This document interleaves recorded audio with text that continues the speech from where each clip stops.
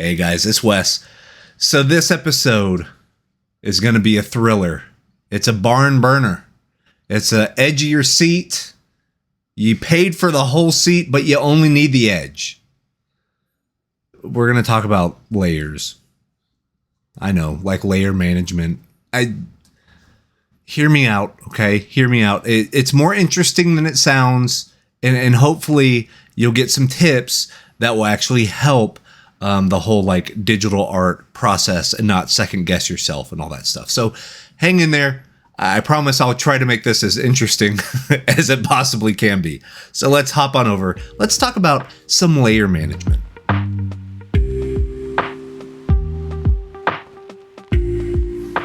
So yes, layer management. Don't get too excited. Put the standing ovations away. It's fine. It's fine. So you're probably wondering why we're even doing this video. Layer management is what I consider a very mechanical aspect of digital art, okay? Now, the reason why I want to talk about this is one of the aspects of digital art that, number one, scares a lot of people. It's intimidating to think about. This is very much a digital art thing that you kind of have to deal with layers and pre-planning and stuff like that for your traditional art, especially if you're working like literal onioning layers and things like that, maybe for animation. Certain methods with acrylics or gouache or watercolor, you have to think in layers, but only in digital art do you physically have to like wrangle and manipulate and drag and drop and like herd these things called layers. And momentarily I'm going to hop over and we're actually going to do this in real time, and we're going to talk about this and kind of what some of my methods are and how I think about layers. But this, by far and away, the reason why I wanted to do this video is this topic in particular is the thing that scares the most amount of like newer hobbyist artists, amateur artists, or even professionals, or making the jump into being a professional, not really knowing how to manipulate these, maybe for a client, maybe for an art director. There's different caveats here. So I want to talk about the whole thing. So I'm going to try to make it as quick as possible. I hope you're going to get some really cool tips and maybe just a change of thought on how you use your layers and manage them, and like where to put them and how to put them and why to put them. That's the most important part, is the why, and we'll take a look at that. But this is the thing that newer digital artists are terrified of. I do think this is part of the mechanics and the dexterity side of art. Now, a lot of times on the channel, we will talk about the more pie in the sky, artistic soul expression, what does the color blue mean? Like that type of stuff. But a lot of digital art comes down to mechanics. It comes down to how are you setting up your files? How are you working? Are you working in a way that not only works well for you, but if you're part of a team and you have to pass that over to somebody else, are they going to know what they're looking at? If I send this to a print shop, are they going to understand what they're looking at? So that's really what I want to get into. And I think there is a lot of kind of, nuggets of gold and wisdom, and because, working in the industry for multiple years now, I've worked in a variety of different ways. So I'm going to tell you how I work personally. Then I'm going to tell you how I work professionally. Then I'm going to tell you how I work on a client-to-client basis, depending on what their needs are. So we're going to hop over. We're going to do this in Photoshop. I have Photoshop CS6, but you can do this in any digital art program that uses layers. This works for Krita, this works for Clip, this works for Paint Studio Sci, this works for Infinite Painter, it works on mobile, it works on Procreate, whatever you want. If it's a digital art program that has a layering system where you can click new layer and put layers on top of one another, this will be for you, okay? So let's go in there. Let's talk about it. I know I'm kind of stalling because it can be a little dry. I'm going to try to think of ways to keep this kind of energetic and up. But just know, hopefully this is going to give you some pro tips. Hopefully it's going to let you kind of see the light at the end of the tunnel and understand how working better with your layers can actually make making your art easier and more fun. So let's hop to it.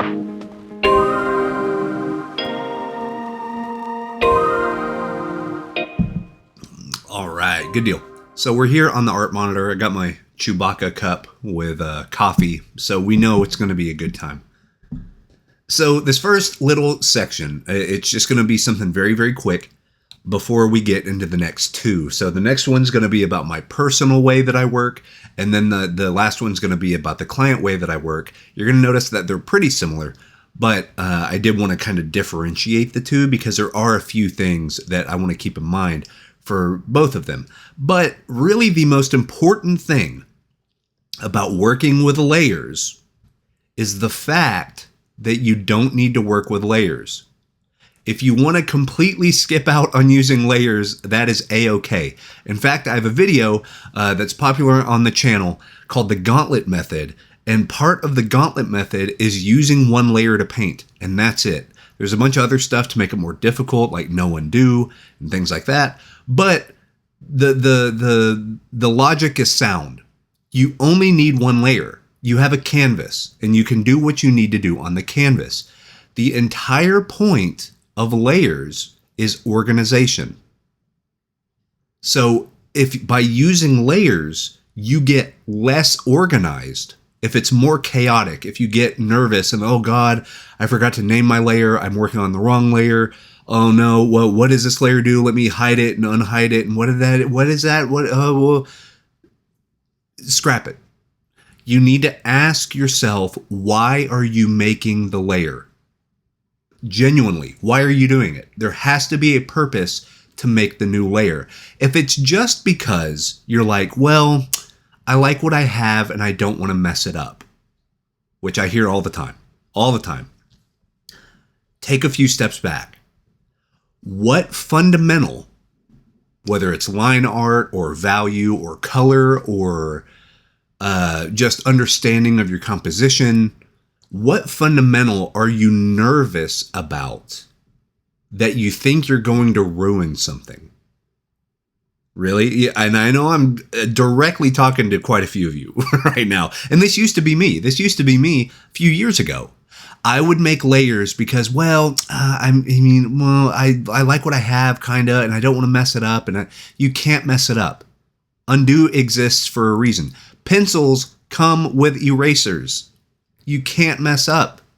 Work with confidence, okay? But organization is number one. That is legitimately the only reason you would ever need to use layers, is to stay organized, okay? So I want to get that out of the way. That's the number one thing. You don't even need these. You don't need layers. If you don't want to work with layers, don't. You can make incredible paintings. I have made client paintings on one layer. There's a reason why I don't do that anymore, and I'll tell you that whenever we get there, but I've done it. And you got paid and everyone was happy and but there are reasons to work in layers, and that's what we're going to discuss. So let's hop on. I just have a canvas open. We're going to talk about how I primarily work on my personal art. And I think you're going to be surprised exactly how few layers I work with.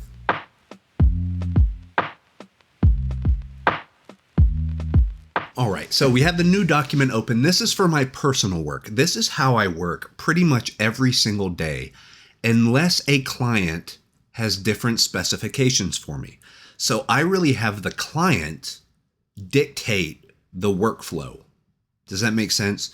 It probably will whenever we get to the client phase here in a few minutes, because I'm going to explain exactly what I mean and what clients have directly sent me where I needed to work a certain way, and we'll kind of dig into what that looks like. But really, that's just about workflow and pipeline and stuff. But whenever it's just your personal work, you don't need a pipeline. Whatever works best for you, however your brain works best on the creative side of things, is probably your safest bet. I would actually say you should tend more to less layers than more layers. Unless your artwork is very special effects heavy, as far as like glows and, like lightning strikes and stuff. Like if you're designing stuff like that, it makes a lot of sense to have a lot of layers because you have to really fine tune a lot of those special effects. But I'll even show you one of those real quick. So I'll show you, I basically work 4 layers, maybe. Primarily, I paint in 3. Well, primarily I paint on 1, but we'll see. So I start with a background layer, like everyone does. The first thing I do is unlock this. I just think, I don't know, it's part of my OCD. I just need to unlock it. That way I have control over it. So I'm going to hit, I double click it and then hit OK. Some paint programs you don't need to do this, but Photoshop, for whatever reason you do, there's probably an option to disable that, but I don't know where it is. And I've used Photoshop for 20 years. And I don't know where stuff is, so it's like, well, whatever. But this is my background. And normally I like to get rid of pure white because I am what's known as a value painter. I paint in values more than I paint in colors. So white has a bad tendency to wash everything out. However, you also don't want like a pure black. I really like to have about a 50% gray, right? Or a little bit lighter than that. And then what I'll do is I'll just come edit fill. And then let's just do foreground color. There we go. So now it's kind of like you tinted your canvas. And this could be a color. If you're working in a primarily color, if you're doing a warm painting, you can come over here, color wheel, pick like a beige, edit, fill, foreground color. Something that's not super abrasive. Normally, if I get the warmer colors, I actually like to darken the value and desaturate it a little bit. So it's more like a underpainting. It's more like using a raw umber or a burnt sienna or these traditional kind of art techniques of getting a darker warm or more of a neutral warm and kind of putting it in there. And that's my background. That's legitimately it. So I will name this background. Sorry, my keyboard's over on this side. I have 3 monitors, by the way, so that's why I'm going to be turning and doing a bunch of weird stuff. So I have my background layer. The next layer I normally do, I'll come over here, new layer, is a sketch layer. All right, so sketch, right down there. One thing I do on my sketch layer is I change the blending mode to multiply.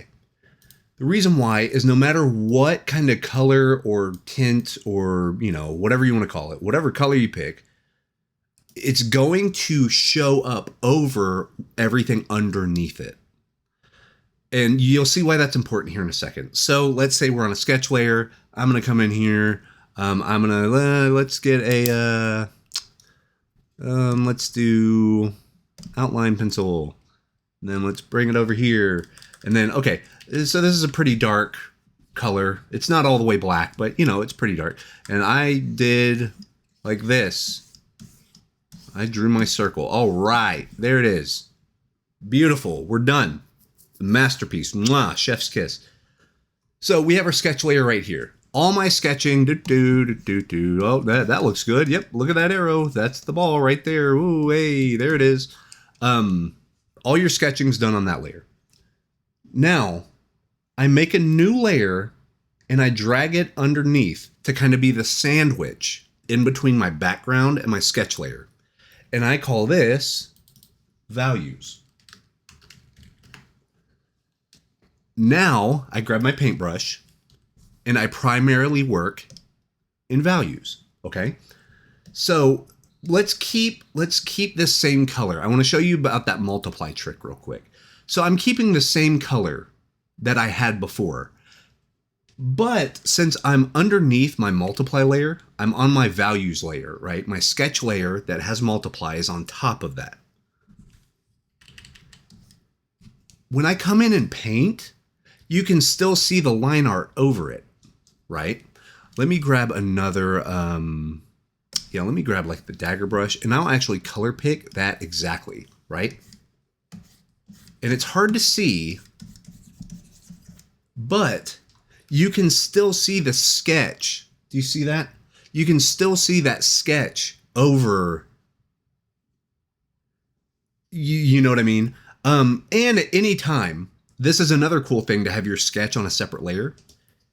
If you want to come in and make this darker, if let's say you kind of like the look of it and stuff, but it is going to get muddy right here. You got the values, and the values are kind of, you can't quite see the sketch as well. If you come into sketch, you can do what's called lock transparency. And this makes sure that you can't paint out of the lines, essentially. So anything on the layer is going to be locked, where you only add color to that stuff, or you can only paint within that stuff. It's almost like a selection tool, right? So I'm actually going to turn on my transparency layer, pick pure black on my sketch layer, and paint, okay? Let's see.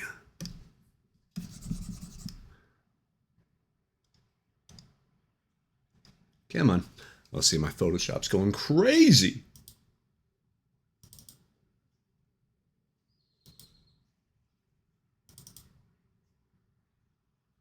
I don't need to.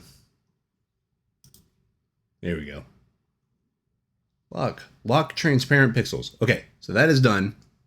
And then got this. We're on brush. Okay, yes. So it is working. Okay. So I was like, why is this not working? It is working.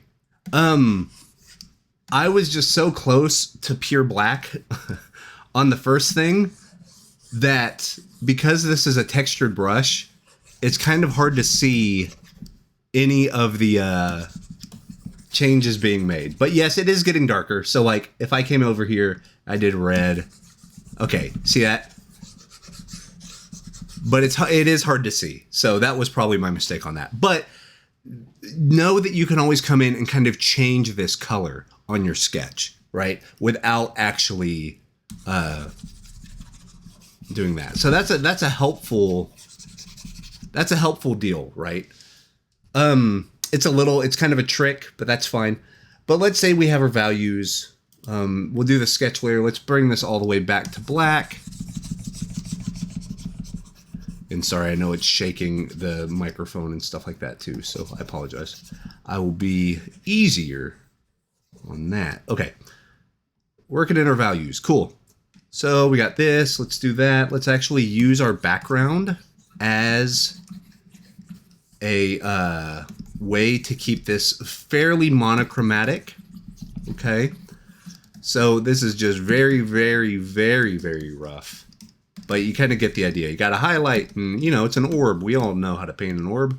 Yay. And then you get your stuff right there. And then you get that. Yay. I promise I'm a pro artist. I promise. And then we got that. And then we do this. Hooray. There it is. There he is. What a winner. What a winner he is. Okay. So I have my values where I primarily just work in black and white or monochromatic. I'll keep the color of the background. It actually helps everything stay harmonized. So you work in values, you work in sketch, great. Everything's where it needs to be, right? And now you're at the point you're like, okay, I think I'm ready to really start digging in and like correcting things and sculpting and all of that. Here's what I do. Literally, I go select all, edit, copy merged. What that means is everything visible on your canvas gets copied. It's almost like taking a picture or a snapshot of exactly what you have here. Exactly what you have here. I click over on my layer window, and this part's not necessary. It just saves a step or two. Make sure I'm on the topmost layer. And then whenever I go edit paste, my brand new layer has everything. Literally everything. I'm hiding my other layers right now. This is now one layer. See? There's nothing. Now there's everything. Nothing. everything. What I like to do from this point is I like to select all of the layers that came before my merged copy and put them in a folder.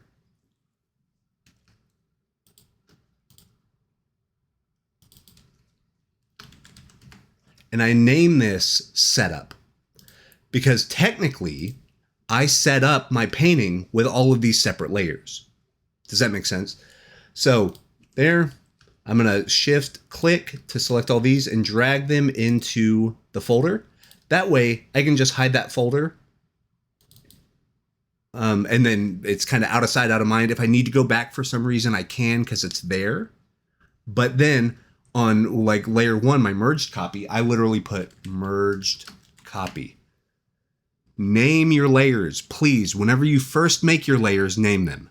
Because now you have to know why you made the layer. It's a big part of it. Once again, organization. Why did you make that layer? Okay, name it that. It's going to be way easier for you to go back and see the steps of your process this way. Do you know what I mean? Because you're going to name it right there. You're not going to have layer 705 and layer 142 and they're right next to each other. And you're like, wait, what happened? Wait, what is this one? Blah, blah. You're not going to run into that. Name the layer when you make it. If you're spending the time to make a layer, you have enough time to name it. Period. I don't care what your excuse is. Like, just name it. Trust me. It's going to save you so much headache. So, merged copy. Guess what? Now I just paint. Now I treat this as kind of my like paint by numbers type of thing. You know what I mean? Like now I'm here, you have these nice sketch marks, you have all this other stuff, but now I can come in, I can just kind of like color pick. Now I can kind of render around. Oh, I like that darker right there. So maybe let's push that out. And then, oh, right here, I'm going to clean that edge up. But then here, okay, let me softly put that there. Let me come over here. Because I get a lot of comments about like, how does your work look so painterly? You know, how do you get your work to look like it's a painting? I paint it. I know that's a smart ass response, but like I paint it. I just paint. I don't worry about the layers. I don't worry about the special effects. I don't worry about any of that stuff because that gets in the way of me painting. Do you see what I'm saying? Like, let me grab like random filbert brush. Start getting a little bit maybe of texture here. You know, got this. Now let's say you're working this way. Cool. And then you want to add a special effect. Let's say we really want to add some nice like, let's say we really want to add a nice glow to this. Okay, like where it hits that sphere, it really pops, it really glows. You could do that. So you're on your merge copy, you're painting away, and you want to try a special effect. Go ahead, make a new layer. Glow. I'm going to name it glow. I'm going to grab my airbrush. Let me pick this color. One of the colors that's already on the canvas, right? And I'm going to change my blending mode to color dodge. And what that does is that's really going to, it does a lot. There's a big algorithm behind it, but really what it does is it really blows out the highlights and it saturates the edges of the highlight to really give this nice glow effect. So if I come over here and hit that, boom. All right. So we have that special effect. Whoa, that's cool. Look at that. Oh, man. That's cool. But now because it's on its own separate layer, completely by itself, you can control the intensity. So let me lower the intensity a little. I like the little bit of glow, like over the deal, but not overwhelming. So I lower it right here. And then, do you know what I do? And this is where a lot of people get crazy. On my personal work, I right click, merge down. Now it's all merged on my merged copy. Now I'm working on one layer again. Okay. I simplify this so much that literally when I say I work on 4, maybe 5 layers, if we count how many layers I'm working on, 1, 2, 3, 4. This is how I work. Anytime I make a special effect, I'll make the layer. If it looks good, I merge it down, because then I can use all of the pixels, all of the information, and paint with it. So I can come back here and I can, oh, I really like that glow, but maybe what if that, I like that color that it made. So let's bring that color in and add some texture. And then we got this right here. And a little bit of canvas look to it. That's cool.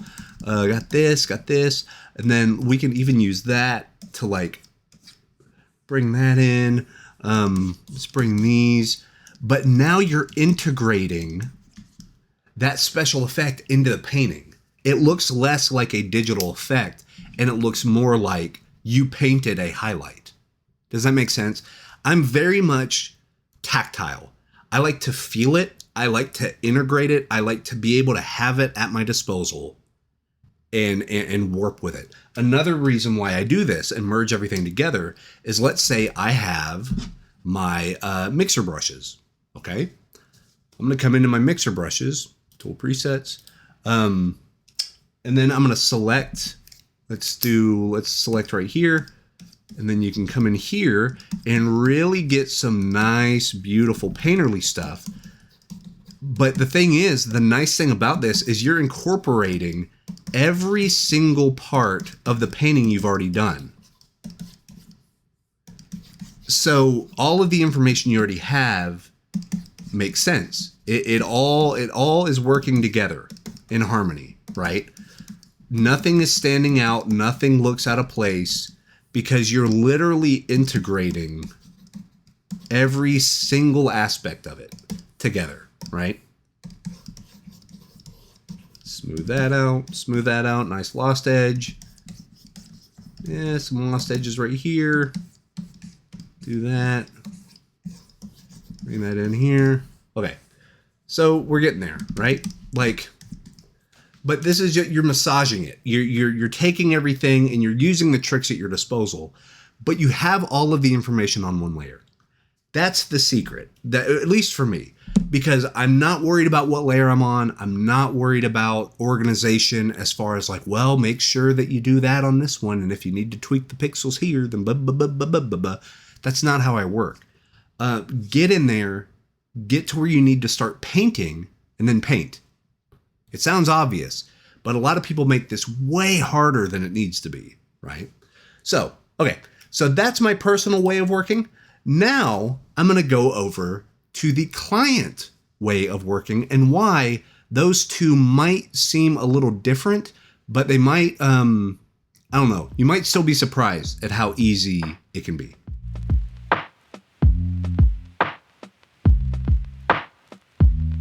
All right, so client work. Now, earlier I said clients dictate the workflow. And what I mean by that is there are certain type of tasks you might have as an illustrator or a painter or a concept artist or whatever, where you're working in a pipeline, meaning the work that you do here is going to be passed to somebody else to where they do their thing. And then they may have to pass it over to somebody else, maybe in like 3D, where they have to do their thing and they have to do. So you're not just working for yourself. And to be fair, you're not just working for like your art director, the person that you're going back and forth. Hey, does this look cool? Does this look cool?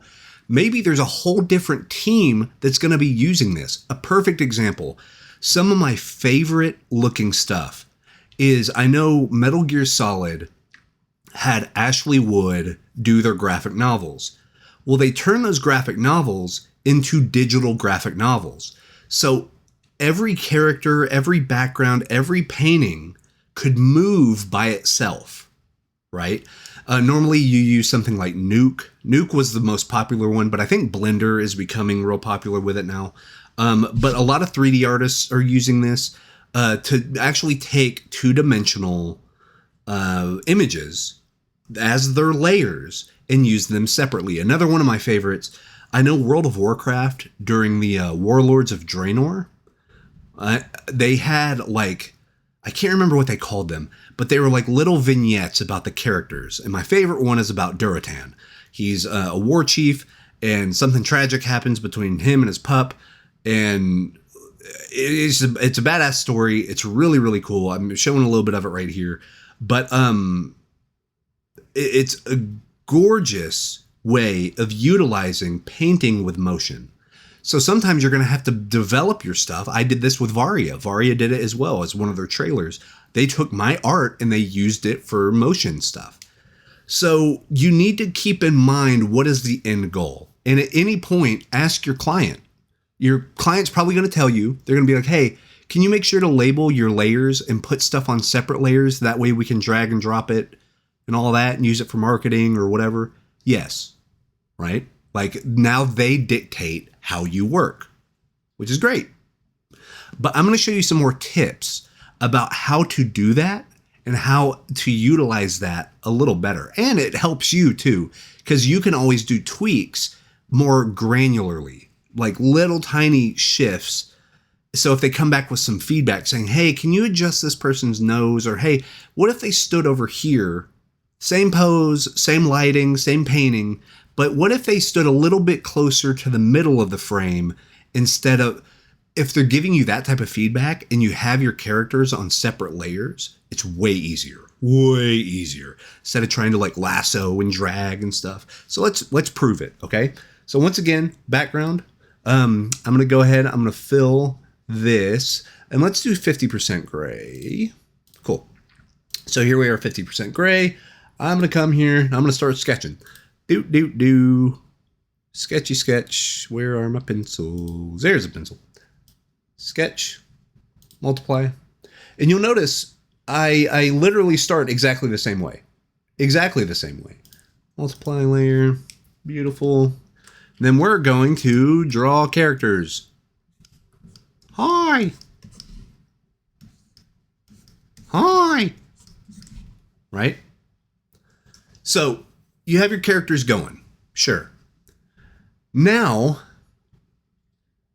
it's one of those things that, like, you have your basic idea. Okay? A very rough sketch. Okay, here's the two characters, and they're on the plane, and there's some trees. Oh, yay, trees. Trees. They're in the woods. It's dramatic lighting. Look at it. Isn't it gorgeous? So, by the way, this is actually how I do a lot of concept art on Zoom calls. I'll just open it up and be like, bah. And it works. It works. All my art directors love it. They're like, yes, that's great. Do it. So you have this, right? So whenever I show that to people, so this could be called like, this right here could be called Sketch Messy. All right. So yes, let's say we did the sketch messy. We took a picture of it. You know, we had the stuff. It probably looks better than this, but we send it off and they say, yes, that's good to go. Okay. That's good to go. I will literally dump this sketch and immediately start working in layers. Okay. Here, same thing. Slightly better, right? Slightly better. This is character 1 or character left. New layer.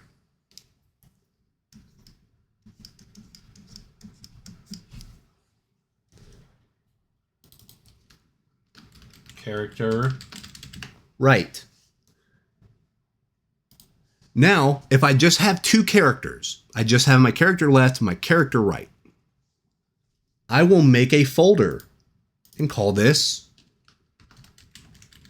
characters and move these here. Bam. Okay. Now, if I need my trees, I will make a new layer. Trees, foreground. And let's say there are some trees that like come up and give you a nice depth of field. So we'll do this. Foreground trees. There's that, and there's the roots.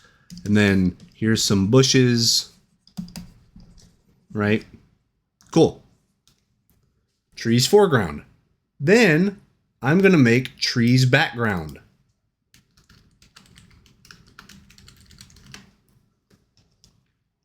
And then I'm going to come in and here's the trees right here for the background.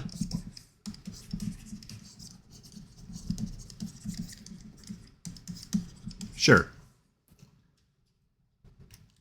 Now, once again, if I'm all done with the trees, I placed them, they're exactly where they need to be. That's what I'm going to do. Bam. Group 1 is called trees. Move the trees right here. Now, what the nice thing about this is, let's say you need to work or you want to make sure that your characters are in the foreground or the topmost layer. You can just grab the entire folder, move it up over the tree. Oh, that happens too. You can move it up over. There it is.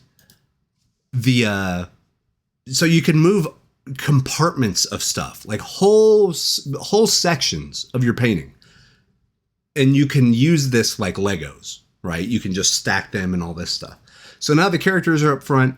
The trees are in the back, which is pretty good. Because that way, if I need to come in and render the background entirely, I can just hide the characters layer and work directly on my trees. But let's say I really want to get into the nitty gritty and I want to work on my characters. I can hide on my trees. Do you see what I mean? So this is easier. And the nice thing is, since you're still granular, oh, you need the character on the right to be more towards the center. I'm going to click character right, grab my move tool, and move them that way. Done.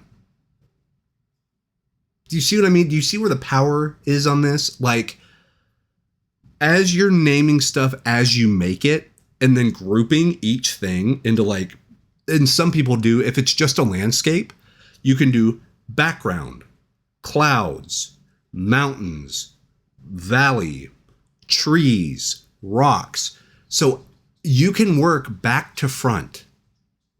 What's in your background all the way to the front. The nice thing about that is it also makes sure that you stay organized because you have to think about it. What comes next? Okay, well, this comes next. Let me make a new layer and name it that and then dig in. Okay. So you can see how this is. And then within the characters. So within the characters, character right, you can then go new layer underneath character right values. And then you guessed it. You come over here. I'm gonna add my deals right here. There's the values and boo, boo, boo, boo. Oh no, and he has a sword. Look out. Run. He has a sword. Okay. Same thing here. Character left. Make a new thing. Character values. Character left values.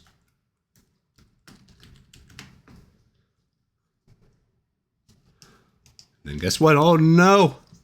He has a big Gatling gun like Vulcan Raven from Metal Gear.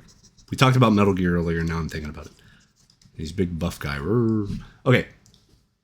Oh man, who's going to win? I vote the guy with the Gatling gun is going to win.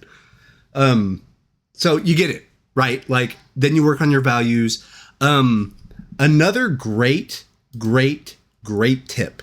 A great tip. And this is actually kind of a spoiler for a little bit of what's going to be in my next color theory video. A fantastic tip. Let's say you have this and you want to add color quickly, very quickly. This is where the power of a gradient map comes in. If I make a new layer,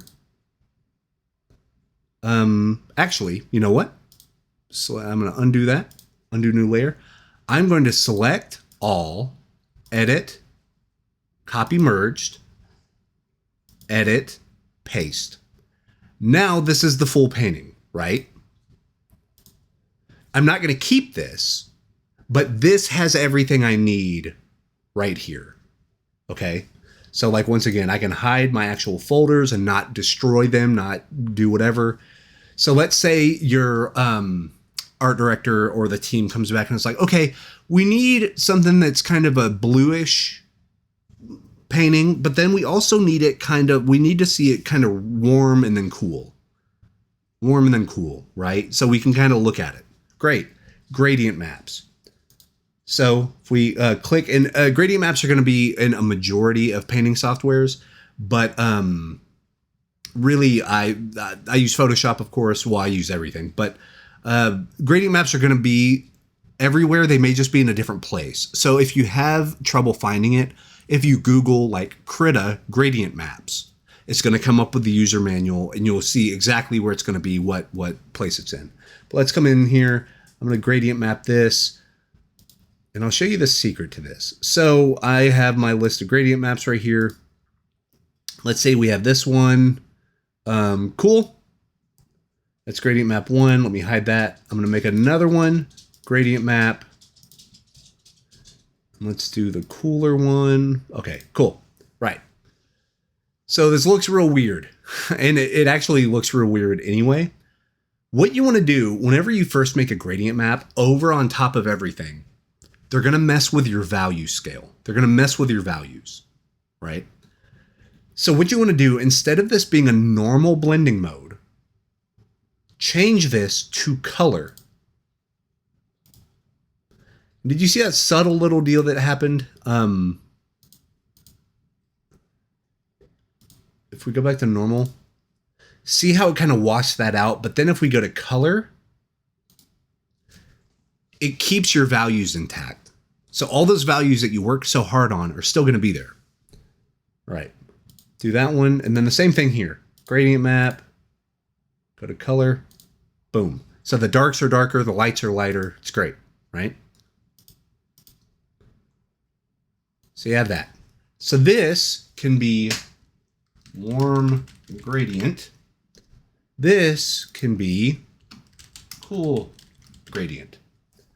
Now you have a way to show your art director, okay, here's kind of the cool one. Here's kind of the warm one. Which one do you like? Oh, cool. So you like the warm gradient. Great. I'm just going to come in. You can keep the cool gradient hidden or whatever, but I delete it. The art director says no go. You can always add a color gradient later. You can always do that later. Warm gradient. Okay. Now you can hide this and keep painting in values if you want, or you can start painting in color. But the cool thing, I'll show you the really cool thing about a color gradient. Let's say, and this is going to be atrocious. So fair warning. So I'm going to do the first grader thing to where I'm like, okay, it's green grass. Oh boy. Let me make that grass some green, baby. So I'm going to come in here. Got that. Colors. Now I'm kind of going off the deep end, but I just want to show you something. So, colors. Give me my green. We got green grass. Awesome. Yes. Yes. Oh, it's a tree. You know what that means. Tree bark has to be brown. Oh, and a bush. Well, that, since it's closer and we're fancy concept artists, that has to be a darker green. Oh, and you know what? Let's do, I'm making fun of myself right now. Since we have that, let's get that and blow that out. And this will be a nice highlight. Oh, look at that dramatic lighting. Oh, and the dramatic. Oh, man. Look at that. And the light coming in. Oh, what an epic picture. Okay. The nice thing about color gradients, oh, we need this to be warm, right? So if I turn on my color deal, see how it kind of changes everything back to just the full monochromatic gradient map. Because this is on its own layer, once again, you can take this opacity You see what I mean? Now it's influencing, and depending on how intense you want it to be, this acts as what's called a mother color, which is a whole different thing. It's a whole different animal. But I hope you see how this is working out. You see what I mean? Now, you'll notice that I did do the layer 1, the merge copy stuff. You don't actually need that. See, so we're back to where we were. So it really depends on what your client wants, but keeping yourself organized in this way also lets you send this to another person. So if you send this to another person and they see warm gradient, what does that do? Oh, I see. Turned it off and turned it on. Yeah, it adds some warmth to it. That's cool. So I'm going to turn that off. Oh, that's the colors? Oh, it sure is. There's all the colors. Oh, and then the characters. Oh, hey, look at that. Whoa. The values in there. And you can even get more granular. So, okay, the character right and the character values, but those are separate. Right? But what if I did this?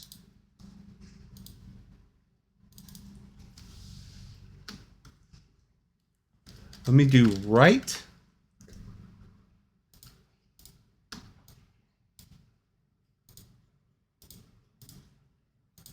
And then left.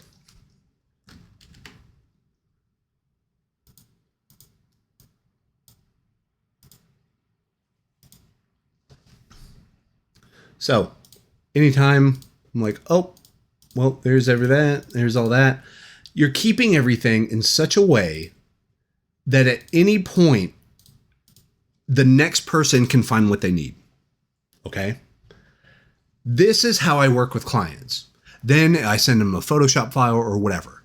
So that's really it.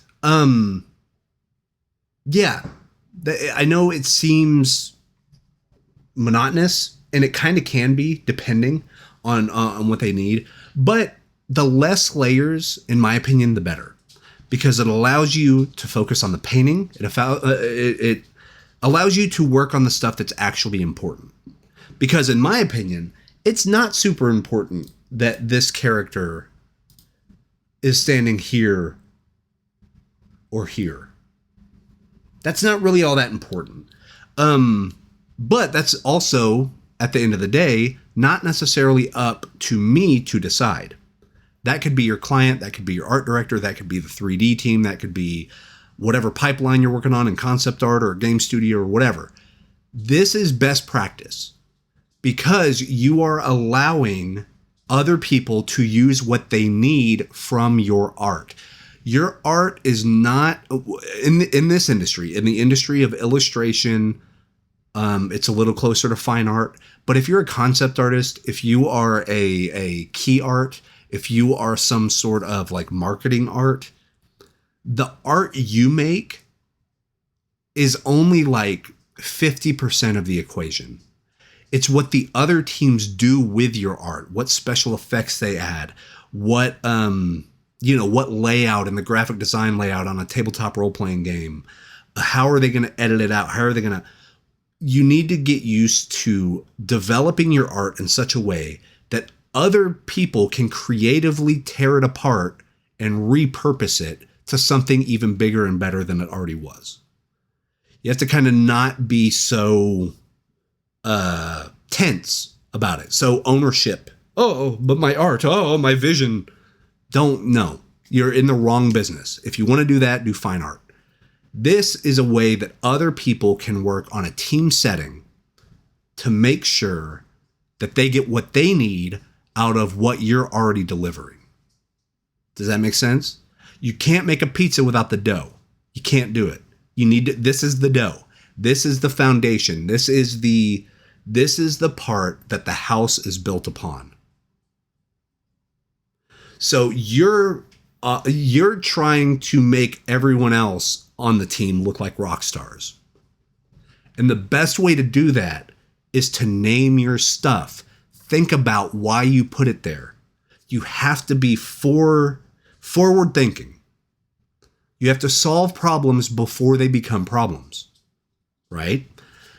Because then if they need, if I have 50 of these folders and 200 layers and all this other stuff, it doesn't matter if they come back and they say, hey, can you kind of tweak the eye on the character on the left because their eye looks a little weird and for some reason we can't quite liquefy it to get it in place. Great. I'm going to come over here, go to characters, left, boom, boom, character left, come in and fix the eye.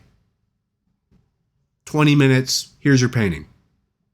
Updates on the Google Drive, updates on the, Trello or file transfer or whatever they're using. Done. Because it helps you. You can come back and you can be more confident. And then you can even make it more granular. So let's say if you wanted to do the correction, but you don't know if it's exactly what they're looking for. On the character left, make a new layer, put eye adjustment. I'm adjusting the eye. I'm going to do it. I'm going to save this out. Hey, the folder's there. I have it highlighted and stuff. You can take a quick snapshot with like a snipping tool or something. Send it. Hey, does this look right? Okay, great. I'll have the new file to you in 20 minutes. Done. You're not like, oh, well, if I come in and man, I want to make sure that the colors are right. And since I had the warm and the cools and I did all this and I need to make sure that I color pick correctly, but no, these colors don't match. I'm like, you're getting rid of all that because everything is holding its own hand. Everything, the gradients are already locked in. You know what I mean? Like you're solving your problems before they become problems. And that's it. So let's hop on over to the main camera. Let's wrap this up. But I hope this was helpful. And but yeah, let's head back over. Let's talk about it. All right, so we're back here. Yeah, that's layers. Primarily, if you take anything from this lesson, know that the only thing layers are used for is organization. And different clients will have different needs of different organization. Whatever works best for you. And this is why a lot of work suite settings, like a Microsoft Office, productivity software, whatever you want to call it, they have a lot of different options for organization. Even with Photoshop and Krita and all this stuff, you can color code your layers. You can make this folder green and this folder red and this layer black and this layer, you can actually put labels and assign labels to stuff. I do it mainly by descriptors. If I see the character on the left needs an eye adjustment, under character left, I make a layer called eye adjustment and I do it. That way it's all kind of hierarchied in there. But that's only for client work. Legit, for my personal work, I usually, if I start getting to 6 or 7 layers, I literally merge everything. I flatten the whole thing, get rid of the layers, and then just start painting on top of that. It makes for a more cohesive piece. In my opinion, it's easier to work with because then I can really color pick and get some nuance in there and all this stuff without having to worry about how a special effect is going to manipulate it later. I'll worry about it later. I'll make a new glow layer. I'll put it on color dodge. I'll see what it looks like. I'll lower the transparency and I'm done. Then I merge that. Layers only exist to help you. If you're finding out they're becoming a hindrance, scrap it.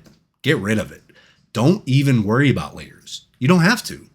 You can make full professional grade, worldwide published stuff on one layer.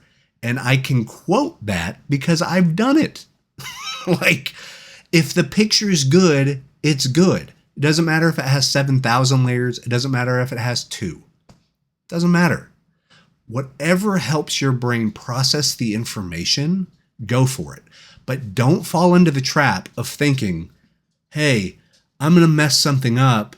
Let me make a new layer because that way if I mess it, I can just scrap it. But then you're in for a world of hurt because you're going to get so bogged down and, oh God, I put my line art on the multiplied color layer, but that's by the gradient layer, but that's by... Now what are you doing? You're having a panic attack instead of painting. Just paint. Don't worry about it. Don't worry about it. For real. I know it seems a little, not disingenuous, but like it seems a little like throwaway, right? But like the most important part about layer management is managing your layers. That's it. If you want one, if you want 50, go for it. You do you. Whatever's going to work best for you, and you're going to know it. Whatever feels right, go for it. If you want to try something crazy, make a new layer. Try it out. If you don't like it, scrap it. But know why you're doing it. Don't do it because you're scared. Do it because you're confident. Hey, I wonder what would happen if I did this. Oh, that didn't work. You know, have that attitude. You can't mess it up. There's an undo button, for God's sake. You can close the canvas, reopen it, and start again. This digital art is cheap.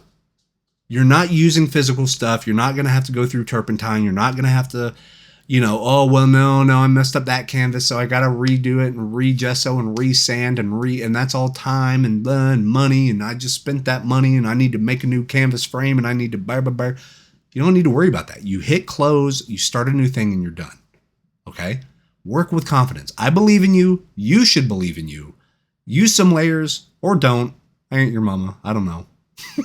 But I hope this was helpful. Let me know in the comments what you think about it. Do you use a lot of layers? I'm curious. Everyone has their own workflow. And I love seeing workflow because I think that says not only a lot about an artist's like personality, but it can kind of give a gateway into how certain effects are done. You know, like Ross Draws or Mark Burnett or, you know, Adam Duff or, you know, Daniel Ibanez, George Ireland. These people work way different than I do. And I love watching them because I'm like, wait, why did they do that? And I see it and it's like, oh, I see. Well, I got to try that. It's really cool to see. So hopefully you got something out of the video, but let me know in the comments. I love talking to you guys. I hope you're doing well. And until next time, go paint cool stuff. We'll see you then. Bye.